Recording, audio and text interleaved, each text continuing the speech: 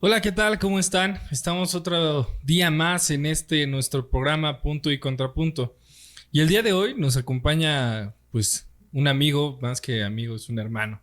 Un hermano que ha sido también parte importante de las juventudes que hoy en día están creando un diálogo y abriéndose a nuevas interpretaciones de cómo ejercer el poder. En este nuevo punto y contrapunto estamos hoy con Marco Rodrigo Plata. ¿Qué tal, Marco? Hola, mi hermano, ¿cómo estás? Muchas gracias por la invitación y por este espacio plural y abierto, que sé que aquí podemos decir todo y nadie nos va a censurar. Claro, porque punto y contrapunto nace también como una idea, una iniciativa, pues, digamos, juvenil, no tan joven como tú, pero juvenil en el sentido de, pues vamos a hablar no solo de lo que nos duele de la política mexicana en general, porque pues digo, tantas cosas que podemos opinar, pero también de lo que como jóvenes vivimos a través de la política. Yo voy a dar una pausa, voy a permitirme leer tu semblanza, hermano. Gracias.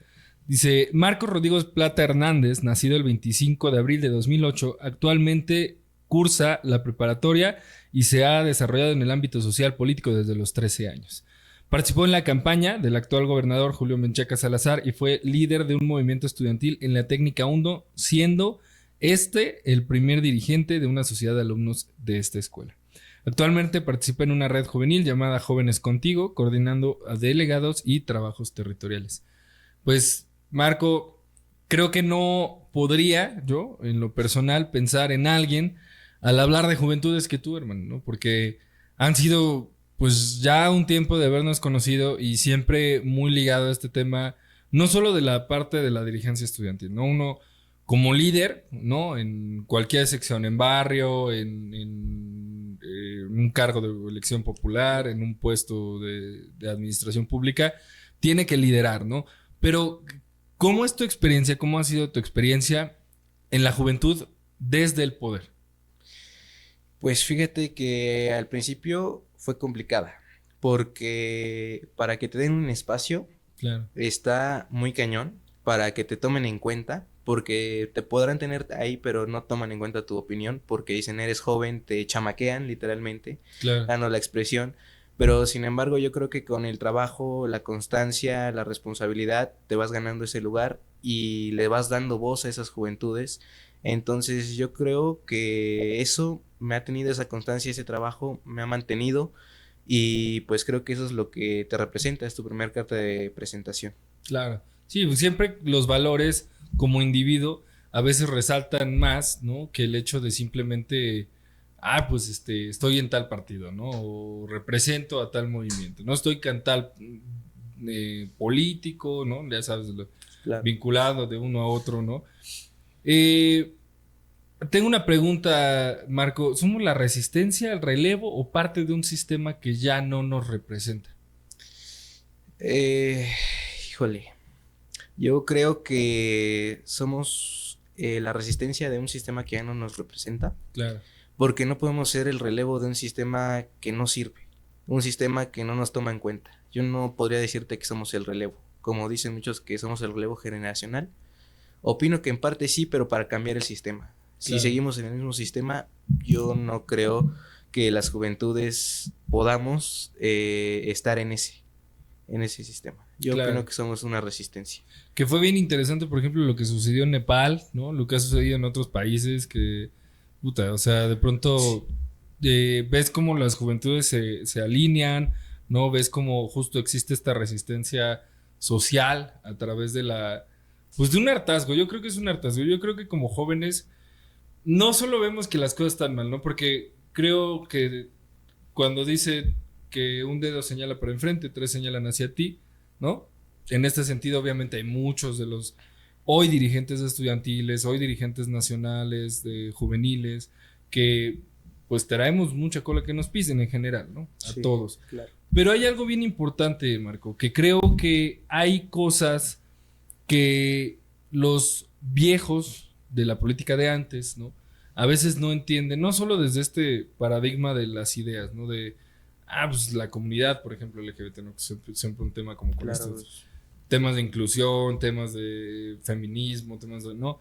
Más bien desde la forma de hacer política, ¿no? O sea, ya muy casados también con las ideas del PRI de hace 80 años, Sí. ¿no? De vamos a jalar a 30,000 acarreadas y vamos, o sea, yo creo que hoy la política sí está jugando un papel clave en México, ¿no? ¿Cómo describirías eso?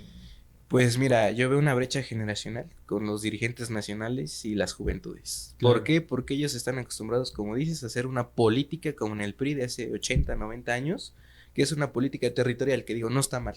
No está mal, pero sin embargo, en mi generación, en nuestras generaciones ya más jóvenes, tenemos el uso de este aparato, Claro. las redes sociales. Y entonces, no, los políticos viejos no usan las redes sociales y también nos mienten. ¿Cuántos años no nos mintieron?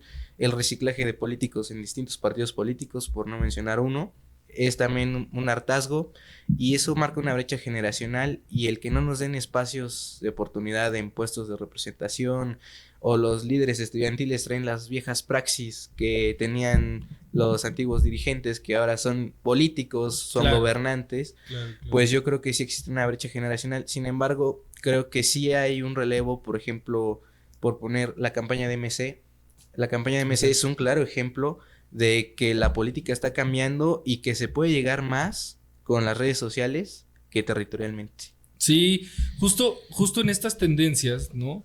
De lo digital, de lo sociodigital, de pronto yo en lo personal he visto como muchos movimientos que se desprenden de pequeñas como grupos sociales sectorizados que pues dicen queremos hacer algo, ¿no? Tal vez ni siquiera tengan noción de el panorama político a grandes rasgos, ¿no? Uno, o sea, con ese tema, por ejemplo, de la revocación de mandato y se han estado moviendo como situaciones ahí de justo campañas de desprestigio, etcétera, etcétera, que muchas también están impulsadas por jóvenes. Yo desde mi caso personal lo he visto, pero algo bien interesante es que las redes digitales, ¿no? Ahorita mencionabas, son esta brecha entre lo que antes se nos ocultaba y hoy, aunque sí lo vemos, muchos, yo lo veo a título personal, muchos jóvenes no les interesa hacer política, ¿no? Creo que ahí viene también un tema importante porque es, o sea, ¿crees que los jóvenes están realmente interesados en participar políticamente?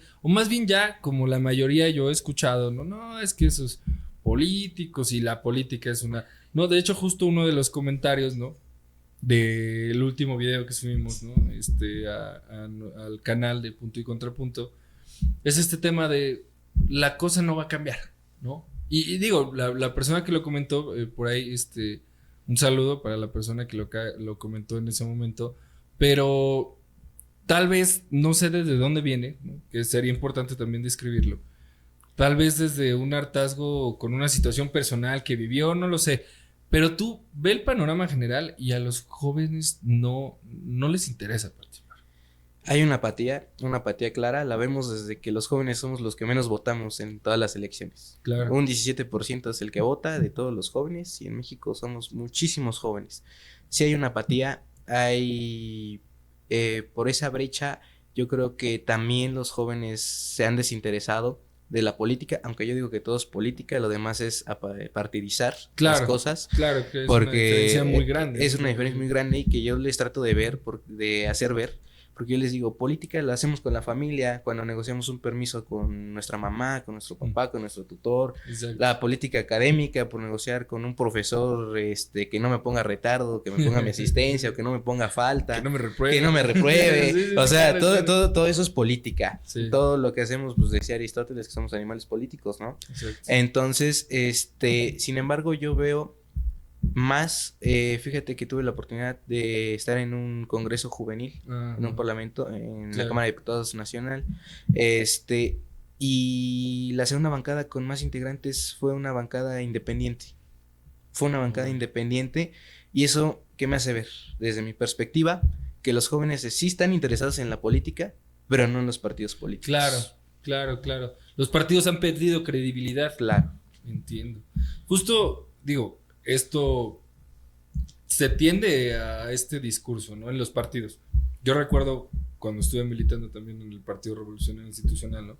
Que se decía, pues con los jóvenes todos y los jóvenes nada, ¿no? O sea, dices, bueno, está muy bonito en el discurso, ¿no? Pero Claro.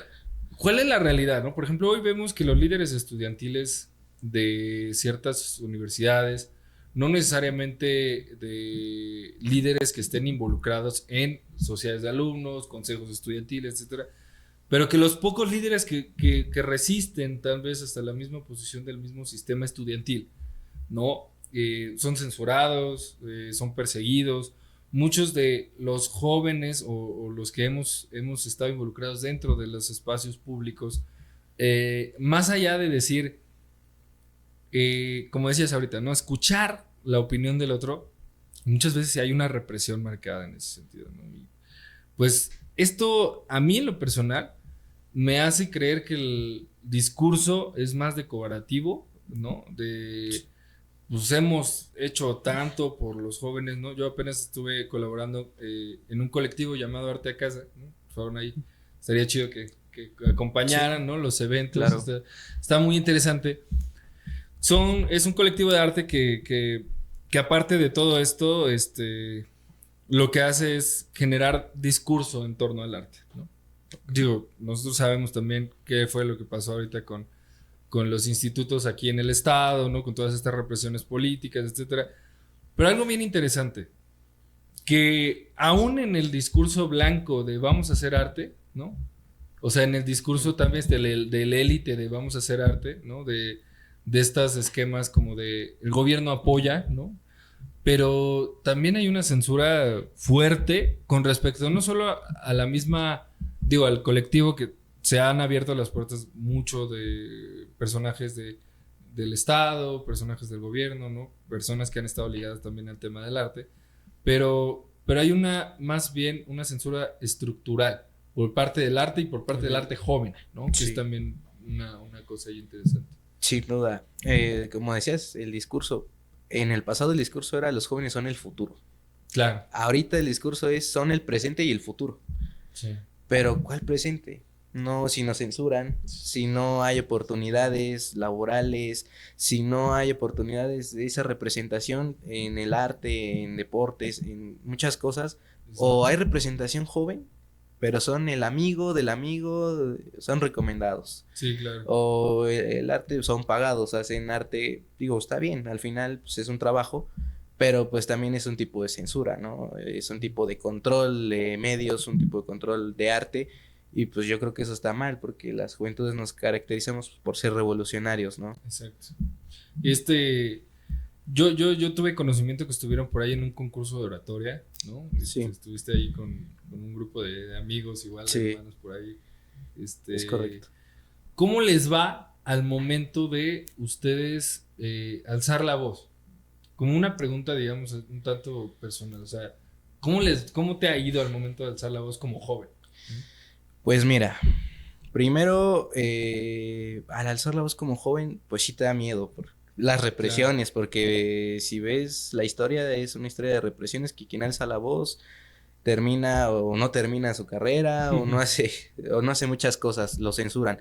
Pero si pierdes ese miedo, yo me di cuenta que si pierdes el miedo de alzar la voz, de decir, de luchar, y buscar las oportunidades con las personas correctas, porque obviamente tienes que tocar muchísimas puertas para que te escuchen, pero al momento de tocar las puertas y encontrar a las personas correctas, te dan la oportunidad de entrar y la oportunidad de escuchar y la oportunidad de hacer algo por las juventudes. Claro. Por ejemplo, en el concurso de oratoria, yo me di cuenta de algo, y es algo que platicaba con nuestros hermanos, que porque llevaban los guiones, ya llevaban guiones. Claro. Ya se perdió esa cultura de improvisación, esa cultura de un debate. Exacto. Y de un análisis crítico, lo cual es un poco preocupante, pues, porque si vemos los debates políticos y ya no existe un debate. Sí, claro. Ya son calumnias, ya son falacias, ya no existe ese análisis y ese pensamiento crítico.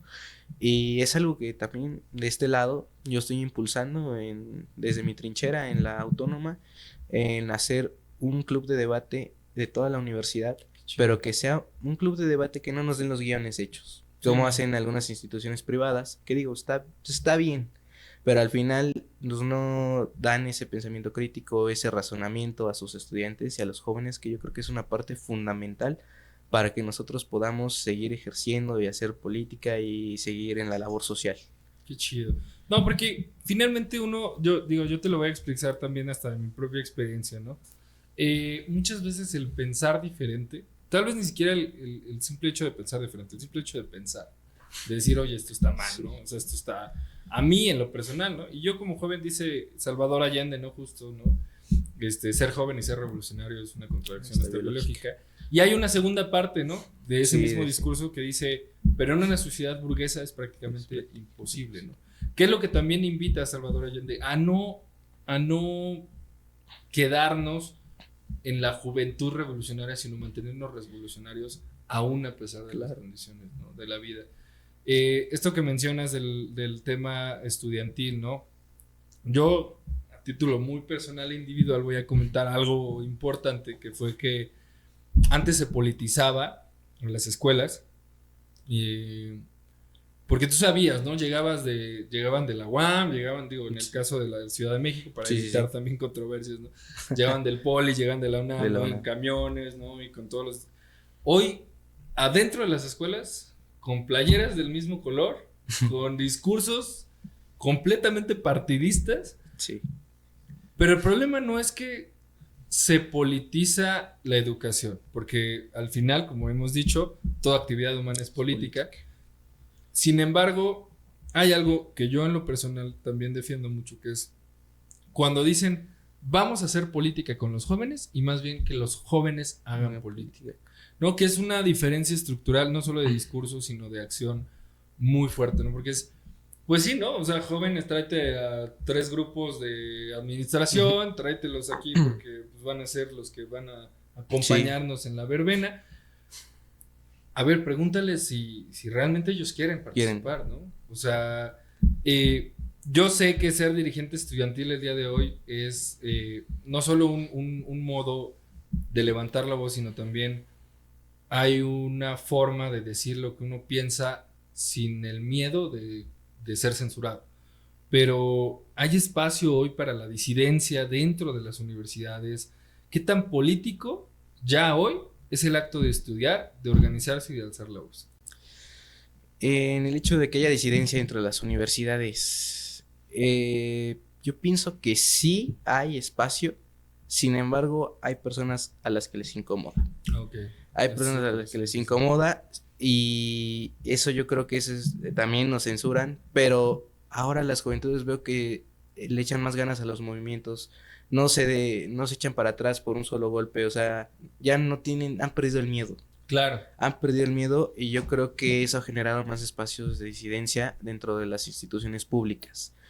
El hecho, ¿cuál era la...? Sí, de que estudiar, de que si estudiar es un acto sí, yo creo que ahorita en este momento político, es político. Ahorita, porque no solo los que estudian Derecho, no solo los que estudian Ciencias Políticas están en política. Yo lo veo, yo tengo amigos que están ahorita en Medicina, claro, que están en Administración, que están estudiando Enfermería, pero que les gusta lo social, que les gusta lo político.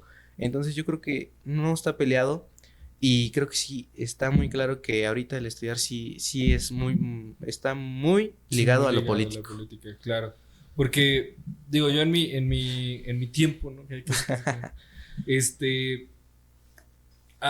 Había muchas formas de alzar la voz, o hay muchas formas el día de hoy, justo este programa, ¿no? Que es una forma de tratar de decir aquello que muchas veces no podemos, porque no nos vamos a parar enfrente del Palacio de Gobierno con una pancarta a decir, oigan, escúchenme, ¿no?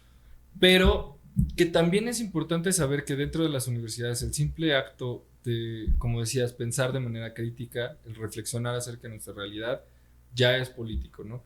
Creo que comparto mucho tu idea. En este sentido, hay un impacto social interesante desde las universidades y yo creo que como jóvenes, yo todavía estoy dentro del marco legal de los jóvenes, todavía, ¿no?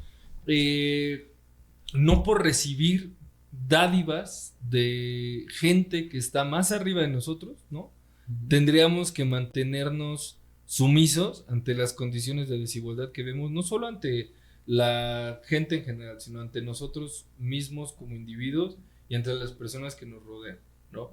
Yo, de pronto, haber participado en ciertos movimientos estudiantiles me dio a entender que no existe una, una visión en la que cualquiera persona cerca mío o aún que no conozca tenga que morir o tenga que vivir un proceso de represión por el simple hecho de ser joven y de ser la voz. Diferente. Claro, ¿no? Yo quisiera cerrar también un bloque, el tercer bloque de este programa, hermano, con... ¿Hoy crees que las redes sociales empoderan realmente a los jóvenes o es solo un consumo, un autoconsumo de contenido sin valor? Híjole. Y ahí tengo una opinión muy personal. Si las redes sociales fueran bien usadas, es como la inteligencia artificial, si realmente les diéramos el uso correcto, yo creo que sí empoderarían realmente a las juventudes. Por ejemplo, el caso de Nepal que hablabas, o sea, fue por las redes sociales, fue por la censura que vivieron los jóvenes en las redes sociales y derrocaron a un gobierno en 2 días. Sí, O sea, en 2 días derrocaron a un gobierno. Sí, claro. Entonces, yo creo que sí empodera, ese es un ejemplo de empoderamiento, pero en México no creo que estén tan bien usadas y no creo que les dé tanto empoderamiento a las redes sociales porque ya las vemos con consumo para diversión. Las vemos más de ese tipo, por ejemplo, bueno, yo incluso en la madrugada que veo TikTok me la paso 1, 2 horas y se pierde la noción del tiempo, se pierde. Y pues son videos de entretenimiento. No vemos tanto ya la información o lo que está pasando en nuestra realidad, ¿no? Lo que está pasando en nuestro país. Entonces yo creo que si fueran bien usadas, sí empoderarían, como en el caso de Nepal. Claro. Y algo que apenas ayer estaba viendo un video de la cotorriza, ¿no? Saludos a la cotorriza. A ver si nos ven en algún momento de la vida. No, estaba bien padre porque, sí, justo, ¿no? Es este tema de contenido, es este tema... ¿Qué pasa? Yo también tengo una opinión un poco personal en ese sentido, ¿no?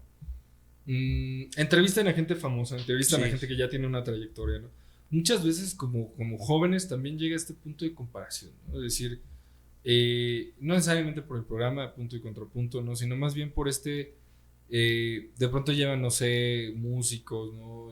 Actores, todo, ¿no? Hemos escuchado constantemente, acaba de salir también un video de donde entrevistan a Carlos Slim, ¿no? Entonces dices, sí. O sea, a nivel estructural, ¿no? Tengo personas conocidas cerca mío, ¿no? Que de pronto tratan de llegar a compararse o decir, bueno, es que yo quiero superarme al grado que esa persona superó y entonces escucho sus experiencias para poder saber qué hace.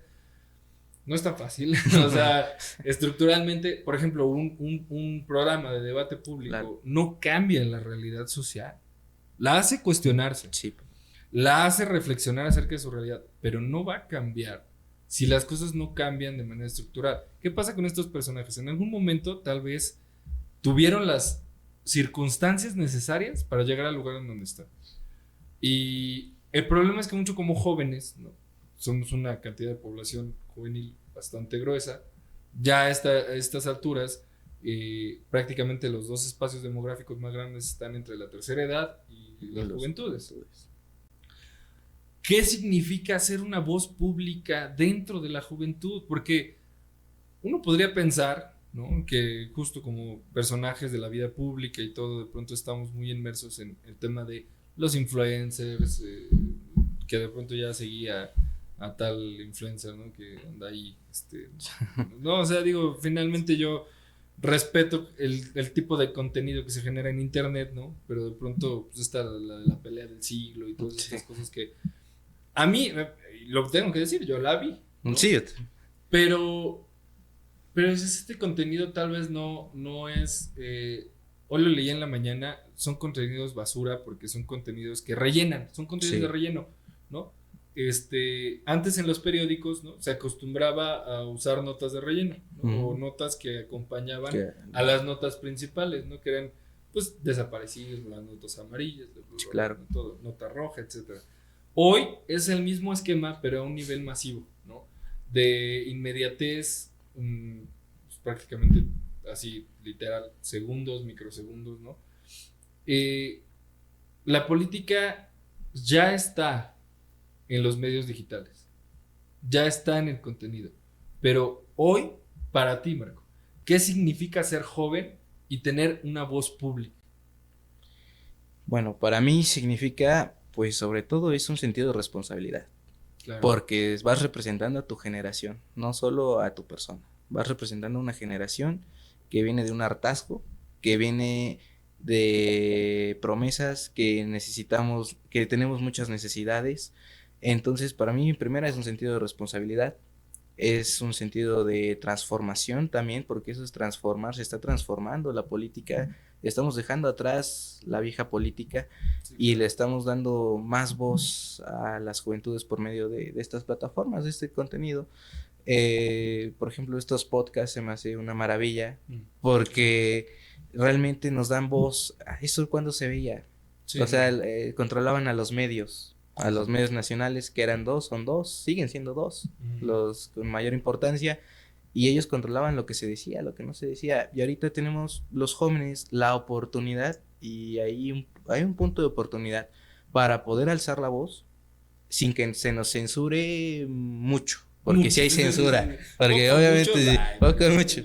Sí, tenemos, porque sí hay censura, pero tenemos ese punto de oportunidad de decir, de alzar la voz. Por ejemplo, ahorita con el paro de la Universidad Autónoma de San Luis Potosí. Okay. O sea, ese se hizo a nivel nacional por los medios de comunicación, por las redes sociales, y otras escuelas se han ido sumando y se hizo nacional. No solo se quedó en San Luis Potosí, como antes se hacía, que lo reprimían y no salía. Sí, claro. Entonces yo creo que ese es un sentido de responsabilidad y sobre todo de esa área de oportunidad que la debemos aprovechar. Okay. Claro, tuvimos invitado a Horacio Hierro, ¿no? Que es un chico y ahorita platicábamos de eso, ¿no? Sí. Un amigo en común, de cómo él sí, de pronto, ¿no? Se graba literalmente el mismo con su celular. Que es algo interesante, ¿no? Yo siempre creo que cualquier espacio de opinión pública es digno, ¿no? Sea un individual, colectivo o multidimensional, en el sentido, por ejemplo, de estas cadenas de televisión, ¿no? Que son inmensas. Todo lugar o toda oportunidad de alzar la voz, ¿no? Ahorita que nos decías del Congreso de la Unión con este Parlamento Juvenil, yo sé que hay métodos dentro de este sistema que ya están tan viciados que de pronto es difícil, ¿no? Es decir, bueno, voy a dar mi opinión. Hemos visto videos de gente que ha levantado la voz. Por ejemplo, recuerdo una chica que ganó el premio de la juventud, ¿no? Me parece, y que dio un discurso fuerte, ¿no? En Ciudad de México, ¿no? En Ciudad de México, en una alcaldía de Ciudad de México. Ves que este tipo de cosas ya son recurrentes, ¿no? Y esto interesa, esto motiva, esto abre caminos y brechas de desigualdad, de oportunidades, ¿no? Y la juventud realmente puede establecerse dentro de un marco legal entre los 18 a 30 años, lo marca la ley. Pero yo creo que ser joven, porque muchos dicen, ¿no? Ser joven de espíritu, esta noción como de juventud, tiene que venir más como desde la fe, ¿no? De que algo realmente vaya a cambiar. Yo agradezco por lo que comentas del programa. El programa de Punto y Contrapunto es un punto justo que trata de ser un canal plural, ¿no? Donde me comentaban en un video hace unos días quién les estará pagando, ¿no? ¿Sabe qué? Aquí no hay muchos pagadores, ¿no? Así como que diga. Y no necesariamente porque no existe una plataforma, ¿no? Sino más bien porque, decía ahí, por el propaganda de derecha, ¿no? Realmente, y lo he de decir, yo soy abiertamente anarquista, ¿no? Pero con una tendencia a la progresión de la libertad individual. Claro. Sin embargo, en esta ideología, muchos podrían decir, lo arropa el PAN, lo arropa el PRI, lo arropa hasta Morena de sus redes progresistas más avanzadas, ¿no? Yo la verdad creo, en lo personal, y también me gustaría que la audiencia lo supiera, ¿no? Como jóvenes, como joven, y yo creo que tú me has de entender mucho, hermano, lo que nos importa es que el mundo cambie, que las circunstancias mejoren, que la vida no tenga que ser, en el caso, por ejemplo, del estudiantil, ir a hacer un trámite sin evaluarme como un estudiante que tiene derechos, pero aparte de eso, como una persona, como un ser humano que vale la pena y merece ser escuchada, ¿no? Yo te voy a preguntar una última pregunta, hermano. Ya estamos por terminar este programa. ¿qué te gustaría que cambiara la forma en que los jóvenes nos pensamos como parte del país? Pues a mí me gustaría que cambiáramos y que dijéramos que nos creyéramos que sí somos el presente. Porque yo veo a muchos que dicen, no, pues como no tenemos oportunidades, o veo a muchos jóvenes que se quejan, pero no hacemos nada. Eso es parte también de los vicios que tenemos del sistema, que nos quejamos, pero no hacemos nada por cambiarlo. Por lo menos intentarlo. Sí. Yo los insisto a que cambiemos, a que hagamos actividades, aunque sea en tu colonia, no sé, veo el pasto en el parque ya está grande, hacer una faena, pintar los topes que no se ven luego y ocurren accidentes. Si no lo hace el gobierno, hacerlo nosotros como jóvenes, tener ese cambio y instarlos a que no tengan miedo, a que ya no tengamos miedo de alzar la voz, a que nos creamos que somos el presente y el futuro de este país y que este país no siempre va a tener el viejo régimen, porque ya, o sea, el promedio de edad ahorita de los diputados es de 40 años. Claro. No hay diputados jóvenes, no, si acaso 30 serán menores de 30 años, en el Congreso aquí estatal solo 2 son mujeres, son menores de 30, entonces en un futuro no tan lejano ya vamos a tener la oportunidad de estar en esos puestos de representación, Claro. que no caigamos en los mismos vicios, que cambiemos y que seamos parte de ese cambio y de ese relevo, como muchos dicen, pero no del mismo sistema. Exacto. Algo mencionaba también Horacio Hierro por ahí cuando nos estuvo acompañando, de que sí o sí hay un relevo generacional, sí o sí. Sí o sí existe y es real. Sí. Algo que comentas que me parece muy atinado es justo, no volvamos a los mismos esquemas. No sé si ya, digamos, como personajes de la vida pública, como miembros de esta sociedad, si repetimos esos mismos patrones, ¿no? La sociedad evoluciona, avanza en muchos sentidos. Pero si nosotros quedamos relegados a la visión de hace 80 años, de hace 30 años, como decías, ahorita los políticos son jóvenes en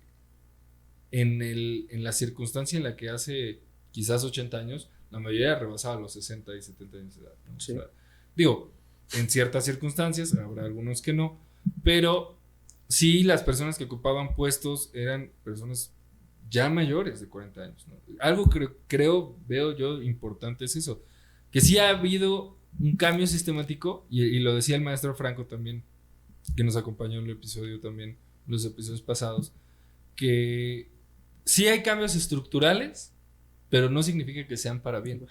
Exacto, ¿no? Y entonces este tipo de cosas dices, bueno, yo te agradezco, Marco, han sido momentos muy gratos el poder compartir estas ideas. Yo creo que muchas veces los jóvenes nos relegamos a decir, a escuchar qué tenemos que hacer y a quedarnos callados, ¿no?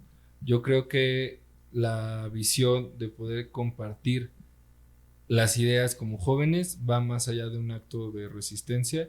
Yo creo que es un acto, como te decía, de fe, ¿no? De que algo vaya a cambiar, de que algo mejore y de que también como parte de este programa Punto y Contrapunto seamos capaces de reflexionar acerca de nuestras vidas y de nuestros día a día, y que si este es el presente que queremos, no esperemos que el futuro sea mejor. Marco, yo te agradezco. Oh, gracias por el espacio y todo el éxito de este programa. Muchas gracias, Marco, y los esperamos el siguiente capítulo de Punto y Contrapunto.